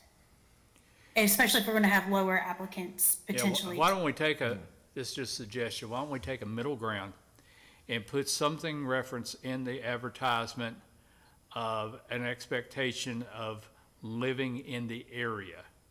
And then the board can make a determination if it's later on, if they're 5 miles across the line in Fayette, do we want to deal with that, or is it going to be strictly in Woodford? right. If you put it in, some reference to it in the ad, then people will know that there is some requirement of being local. I mean, the expectation is that they're going to be involved in the community and involved in the district activities. I don't know that saying they have to, for instance, purchase a house in Woodford County. What we do Needs to do be- a lot, Adam, is that this is very important to most committees also. And they will, one question that we'll ask is about their school and community involvement. And a follow-up question, are you gonna move here? Yeah, And we asked that in the committee and during the interview. And most candidates, I've said well over 90% say, I can't do a good job unless I live there. Yeah. It's rare that you don't get that. So that's how we usually handle that. If someone says, I'm not gonna move there, their name won't be recommended usually by that committee to the board. Right. And I would just like to say too, that when we're talking about living here, or if we decide it can be one of the surrounding counties, it's one thing to be available Monday through Friday, but you've also got to be available on the weekends. You've got to, be able to come into work first thing on Monday, stay late on Friday if you need to, and not have a situation where if you live several hours away that you're already out. You know what I mean? So I think that is something that's important, because it's not just a Monday through Friday kind of commitment. We could put it at the end of the successful candidate should have a reputation as an open, approachable, ethical, and enthusiastic leader who is actively involved and visible throughout the community and maintains a residency in the area, or something of like that. Maintains a permanent residency in the area, or what do you think? I think that sounds really good, and I do think that it's incumbent upon the board to make sure there's not just surface compliance where it's like, oh, here I get my mail at this address, but you don't actually stay there or live there. I do think that's incumbent upon the board, and I didn't realize that was a thing until I did, and so I do think that's something we really need to be mindful of. From a legal standpoint, do we have any issues, like if we determine that this person is maybe saying living in Cincinnati, so they're not from this region, right? Or because I realize that a commute to us looks very different than a commute to, say, someone who lives further away, right? In a more urban, maybe landscape. But say the person is commuting, they're like, oh, I live here. They live in Louisville or Cincinnati or someplace like that. That's a greater distance away. To us, that feels very far, but to them, it's like, this is a manageable commute. So how do we define that if we just say in the area? Yeah, I know. Well, and I do want to be conscious. You mentioned the housing earlier. I don't think that we need to automatically say you have to purchase a home here, because that might take time, and we don't know what their family situation is going to be like. They may have a junior, senior in high school that's finishing out, and they're not going to be able to uproot their whole family. They may not be able to afford 2 different homes, buy something here and still have something somewhere else. So I think we need to keep in mind, yes, they need to maybe rent something, or they need to find something close to Woodford County, but I don't know that requiring that they purchase a property, like they start on July 1st and within 30 days they have to own a property here in Woodford County. I don't know that is going to help us get more quality applicants. I think we'll get a lot of quality applicants, and that can, like Mr. Martin said, that could be a conversation through the search committee's discussions with them. But to put that up front, I think we're going to be limiting what we get in, and I think that just needs to be part of the conversation. Here's what most districts do, Adam. They don't put in an advertisement. They put in there about being visible in the district. We allude to it. And then the committee will ask that question of the candidates, get that feedback there. And then if the board has their interviews, then they can get pretty direct with the candidates asking that. And you can put it in their contract. Most districts allow 12 months to get everything relocated. And then they have a clause in there, if there's some extenuating circumstance that you can't find a compatible home or something like that, we'll have another discussion at the end of 9 months or something of that nature. But they will put that in their contract. They'll be binding in that contract with that X number of months, and usually it's 12, to get their house sold and purchase a house and get all that finalized. My preference would be that it be somebody who lives here or is willing to live here. because I've been thinking about it, and I know the surrounding counties and things like that, that's something to consider, but I also think that when we have a superintendent who lives here, this is their home, that affects kind of the decisions and the recommendations that we hear and see. If this is your home and you're going to be running into people at Kroger, Sure. that is important to me, and I think that's Yeah. important in a My leader. number was in the phone book back when we had phone books. And to As Sarah- long as took there's it a out grace when I period- retired. Yeah, as long as there's a grace period, like you said, that we can build in. And I think you're right, through the natural selection process of the committee asking the board, I mean, we have the final say at Sure. the end as well, so that can absolutely be one of the criteria. My point is in this advertisement and application, putting it as strong worded, and what you mentioned, the best practice is maybe not to do that and to let the natural selection process incorporate that during this, for me, makes more sense. But, you know, Well, and I would also say, to Sarah's point, a person who lives in a community and will be in a community for 1 year makes very different decisions than a person who does not live in a community and will not be in the community, you know, in year 2, year 3, year 10, year 20. So I do think it's really, really important to have someone, you know, who is willing to do that, to commit to that. And obviously we would give folks grace. It wouldn't be, you have to move here within, you know, 30 days or anything like that. I think that that's a really great point, Sherry. Ms. Springate, sorry, I'm doing my last name. But I do, my only fear is like if we have a really stellar candidate that is very close in proximity, but not quite here, do we say, no, we're going to go a second best just to make sure that they live within proximity? Or do we, like, will we paint ourselves in a corner if we make a determination? based Yeah, on and I that? don't think it has to be like a criteria ranked, like number 1 quality is you live here, number 2 quality is you can do a good job. Like, I feel like it's something we can have discussions about, but I do think it's good to be upfront with folks and say our expectation is, and you don't have to say our requirement, but our expectation is that, you know, this would be someone who's willing to actually, you know, relocate or be located, you know, and you could just say in the proximity, so we wouldn't have to pin it down to the county lines at this point.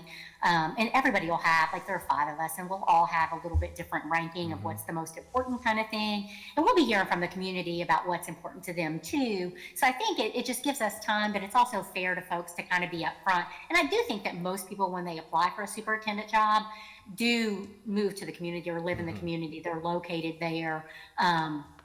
You know, and so I think that's, you know, I do think it's important too. So, but you're right. We don't want to paint ourselves into a corner and say that this is, you know, the one thing we have to have. It's just, you know, one of many qualities, I think. so we That can, it's- You have a lot of controls. right. That's built in this process. Right. And, you know, the board is in charge of everything in those interviews and the expectations that's related to the criteria. Like Ms. Springate said, our expectation is, I think you have enough controls without putting in the advertisement is my opinion. Sure. So for this, we could say, in the area, like you kind of worded it. Well, earlier. I Or wouldn't. Wouldn't you put it in there? I wouldn't put it in there And at that's all if okay. it was me. And just let the natural selection processes that we have on these steps will, I think it'll work out fine. That's my opinion.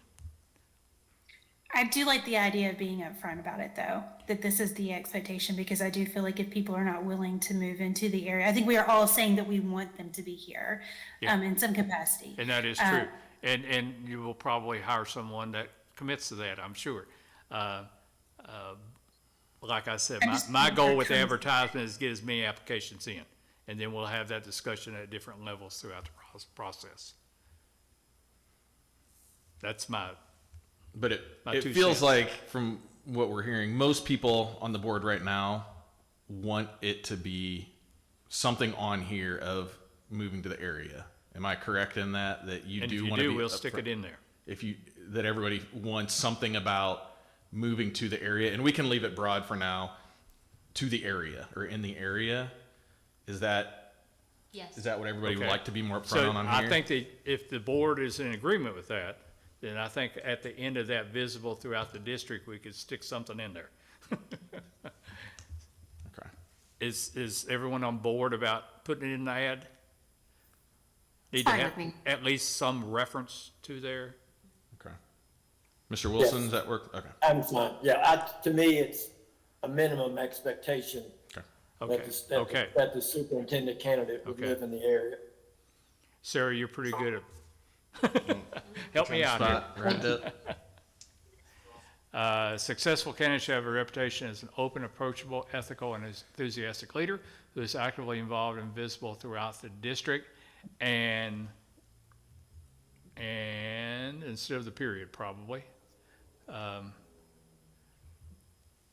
And board maintain maintains a and residence in in the Woodford area. County or nearby, or in the area. and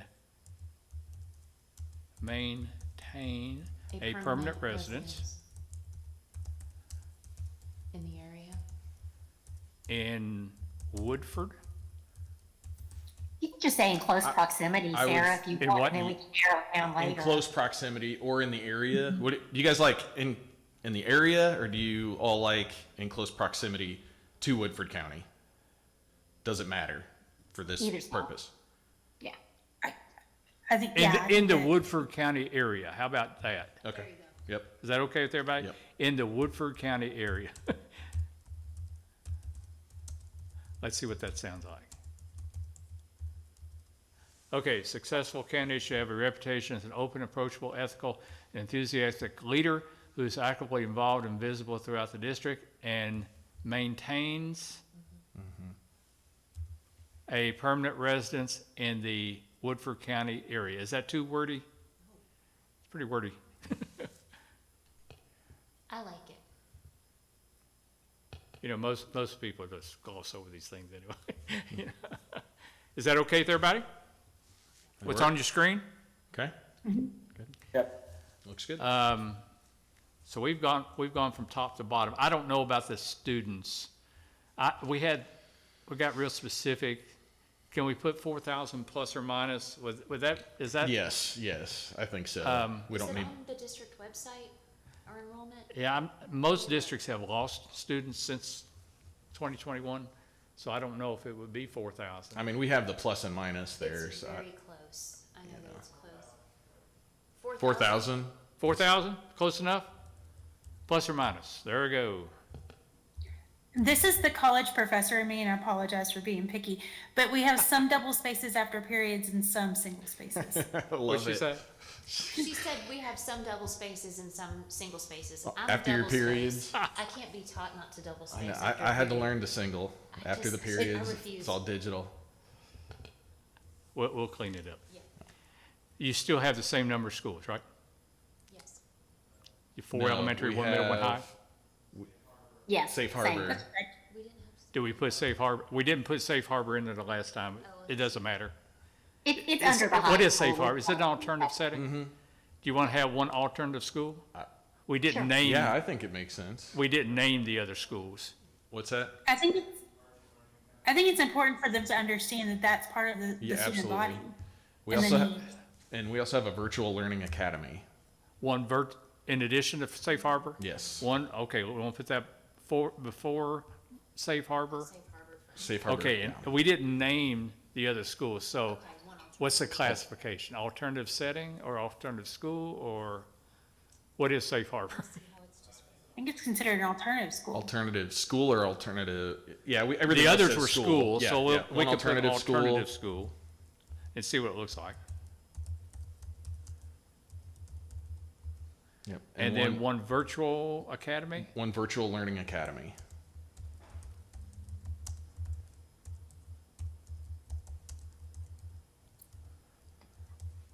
Yeah, I think it's important for them to know the makeup of our district. Is that okay the way it looks now? Everybody, that look good, everybody? All right, I'll clean it up as far as how it looks. And so Adam, we can All right. approve the advertisement, I think, and then we'll talk about the scope in a separate one. Okay. Well, they're the same line item. Yeah, On okay, so is everybody okay with the advertisement? All right, the scope of the ad. I'm going to be sending this out to every superintendent's office in the state, telling them to disseminate that to any interested people in their organization. I'm going to be putting it on the KEP site, or the district will, that you're required to do. I'm also going to put it on the KSBA website. And from that point on, how far do you want to go? We can send it to the School Boards Association of any of our contiguous states. I think we've got a reciprocal agreement. Won't cost anything to do that. You are in fairly close proximity to Indiana.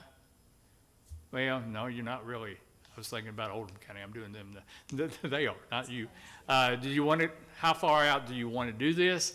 And do you want to pursue the topschooljobs.com posting? I've got some information on that. Basically, it's sending this ad to them. Their pricing is for 60 days, which is about what our timeline, 30 days, which is about what our timeline is $895. I believe is the cost. And that's nationwide? That's nationwide. That's Education Week's digital hiring site. So there's, Josh, can you help me get to that? Let me put it on the screen and show everybody what it looks like.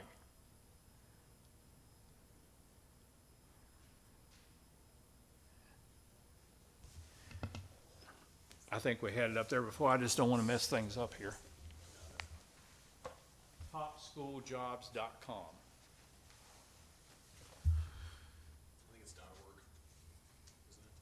Yes, it is, topschooljobs.org. .org. I'm sorry, it's org. Is it org? Yeah, it says Org, I'm sorry.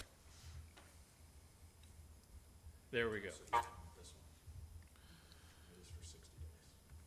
Okay, so everybody can see that. If you scroll, let me scroll down here, and you see that the broad categories are listed, and you just click on one. Let me click on superintendent here.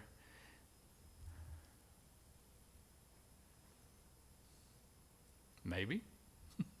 There we go. And you see that then you go to a state on the left side, and if you click on one, like say this is Alabama, and then if you look at the right side of the page there, Montgomery Public Schools are looking for a superintendent, and if you click on that, it will have the advertisement that everyone can see. So basically that's what it looks like. If you run it for the time period that we're talking about, it's going to be $895, and that would be 60 days, I think is what it says. Yeah. Let me see here. Yeah, but you know, I don't think they have they used to have a 30-day option. I don't think they have one now. They do in principals, but for some reason they don't in superintendents. So where is this pricing? Don, what's your recommendation from your past experience? I'm sorry, I couldn't hear you. What's your recommendation on your past experience?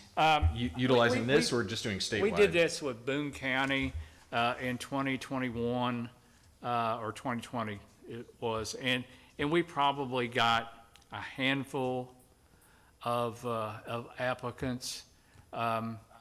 We haven't had a great deal of play from this, to be honest with you.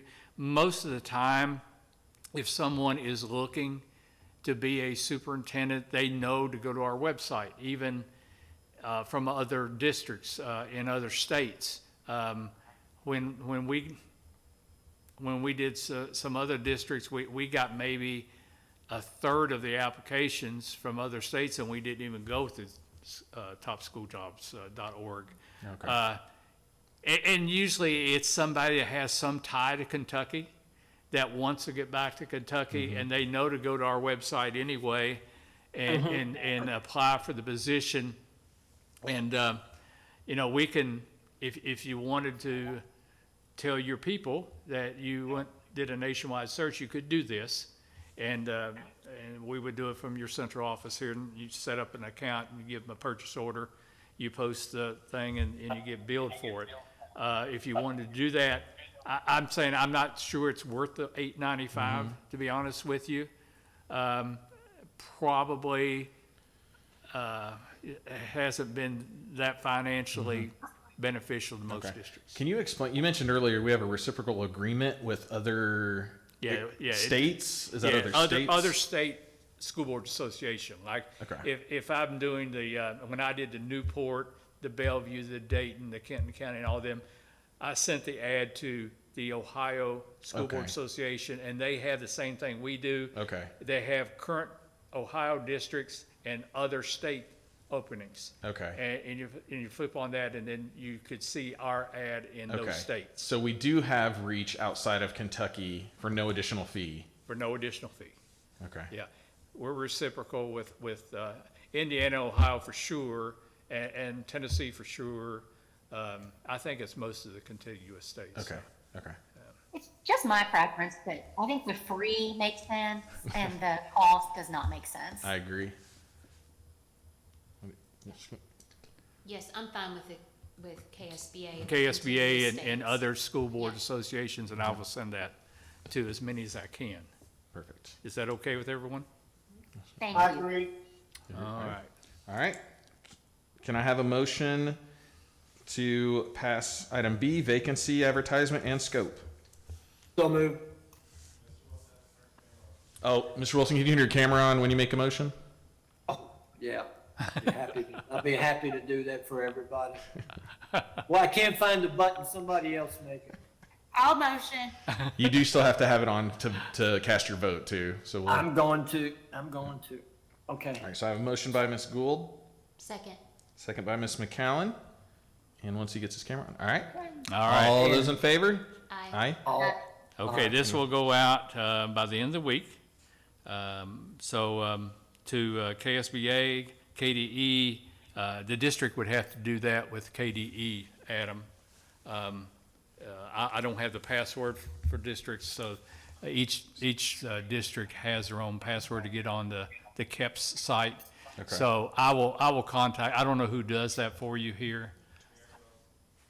Who does? Okay. So I will provide them with the advertisement, and down there in the tagline of who to contact for that, we always put my name so that there's not a lot of people. Okay. So do you need me to give you the contact information for who? Yeah, we'll talk would be- about it here in a okay. minute when I talk about the other contact person. Okay. So, okay, so we got that. Candidate criteria, we've had discussion about that. We're going to have a survey of some type. I'll send it to Adam, of Jefferson County, Pendleton County, Boone County, and any others that I find. Okay. And you can pick and choose with the board. I don't know when that's going to happen. Has to be fairly soon, I would think. Does that have to be a public meeting, or can that just be of us picking the survey questions? Is that- Well, you can agree and then approve it at a later meeting if you wanted to. Okay. If you all come to an agreement on the questions, I think you could go ahead and post that survey and then formally adopt it at the next regular board meeting. But I'll leave that up to you, and after I'll send those out in the morning. Perfect. Number of candidates to be presented to the board. That at the end of that fourth meeting, they're going to come to you at the second joint meeting with a list of people. How big do you want that list to be? Sorry, I'm still writing notes on. I'm everything. wondering what Mr. Wilson and Ms. Springate would think based on their experiences in doing this before. What do you feel like is the right number? go ahead, Sherry. It kind of depended last time, and what happened was, Mr. Martin and the group came up with, if they came up with, say, 5 solid ones, then they presented the 5. If they had 7, like 5, really great ones, but 2 they didn't think, they might, present 7 if we'd rather have 7. So I think it's good just to give a range, like, 3 to 5, something, a range like that, so that if people are clustered close together, they have the discretion to send those to us. Most districts have in the neighborhood of 5 to 7. Okay. And I get permission from the board usually, if the committee is only sold on 4, could it be 4? Or if the committee can't narrow it down from 8, could I do 8?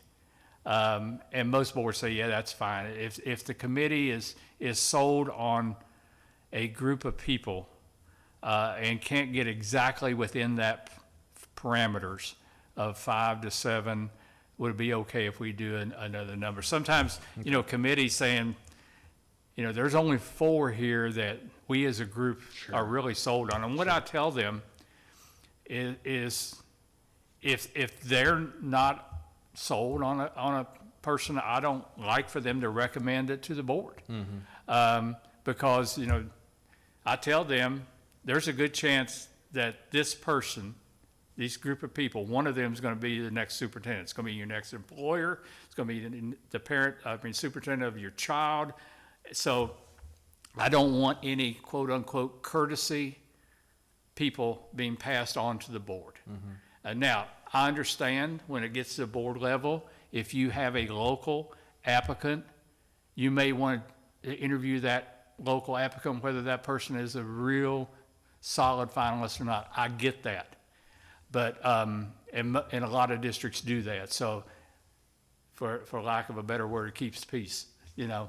But at the committee level, it's all done in closed session anyway. And they should be sold on the slate of candidates that they're presenting to the board is what I tell them. So, usually districts will go 5 to 7 with a little leeway. I'm fine with that. I think that's fair also. But Don, something you may want to, you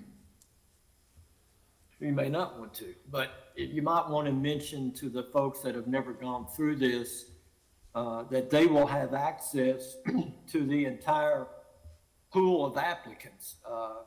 And what may happen if Dr. Gould or Dr. Gold or Ms. McCallan sees a person in that pile that the committee didn't recommend, what happens then? That they're interested in. Rephrase that to me, Adam. I He can't. said, since the board is going to have access to all of the applicants, whether or not they were selected by that selection committee to make Yeah. it to the finalists, he said, what happens then? Like, what's the process? And I think you mentioned it earlier that the board has the final say and does not have to go Yeah, by the and I selection make that committee's known process. from the very beginning, that the same information that they're seeing as committee members is going to be in front of each board member.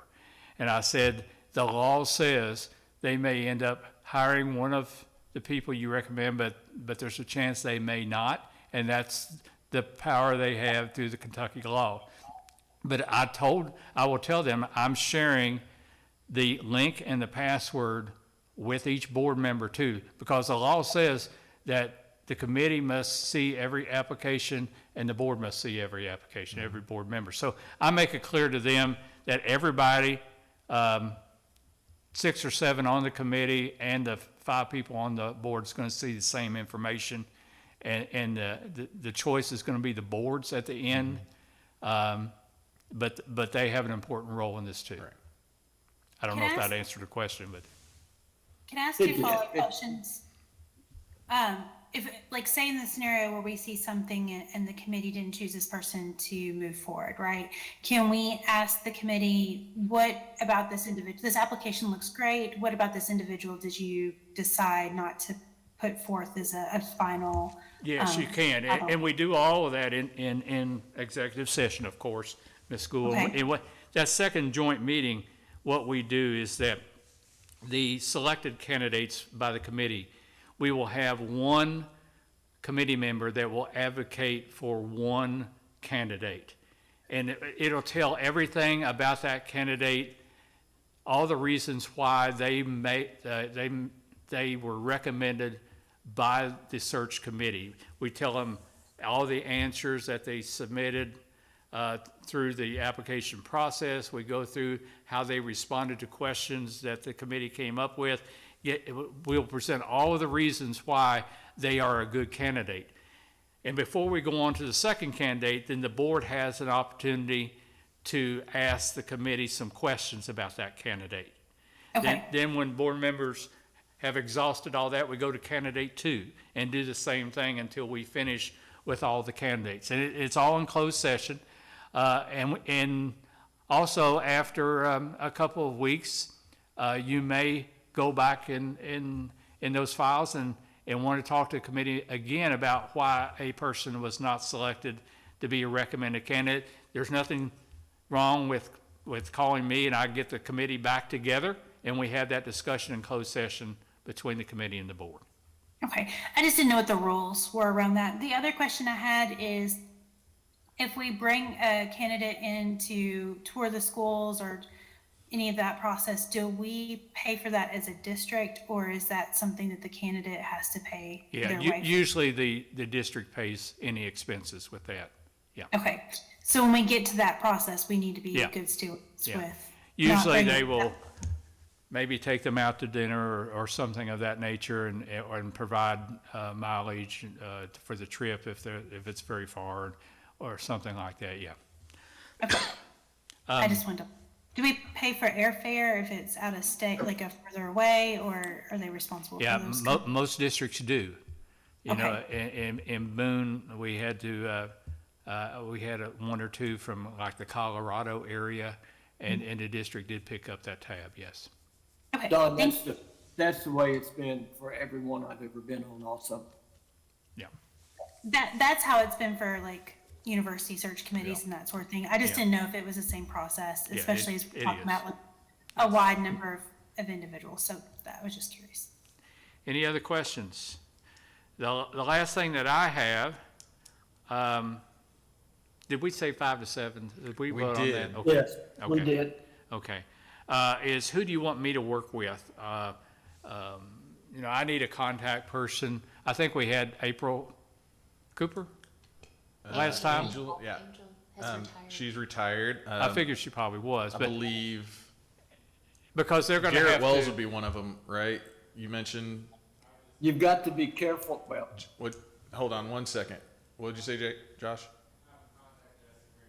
Okay, Jesse Rayburn, and we can share that contact information. Is that okay with everybody? This is a person that's going to, you know, get me the names and set up a meeting with those PTA parents and try to get the principals to arrive at a date. You know, I don't know, obviously, I don't know all these people in Woodford County.